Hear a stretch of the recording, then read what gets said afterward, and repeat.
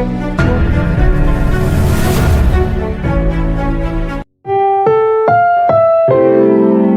programang ito ay rated SPG, striktong patnubay at gabay ng magulang ang kailangan. Maaaring may masiselang tema, lengguwahe, karahasan, sexual, horror o droga na hindi angkop sa Welcome back mga ka-episode. At narito mga dapat nating abangan dito nga lang sa Abot Kamay na Pangarap, kung saan nagkausap na naman nga ang mag-ama na si Annalyn at itong si Doc Tanyag. At dito nga nang sabi nga nito ni Annalyn na namimiss niya na nga ang bonding nga nila sa Apex. Kaya tinanong nga siya nito ni Doc Tanyag kung gusto na nga ba nitong bumalik pa sa Apex. Kaya napapaisip na nga ito nga si Annalyn. Sa kabilang banda naman nga ay nasabi na nga nito ni Doc Enriquez na si Annalyn nga ang ipapadala dito nga kay Doc Hiroshi, subalit hinarang nga ito ni Doc Benitez. Papalis na nga rin ito ang sina Justine at ang ama nga nito, kaya naman pinipigilan na nga ito ni Giselle upang sa gayon makasama niya pa nga ito, at inaalok nga niya ito nga si Justine na sana nga raw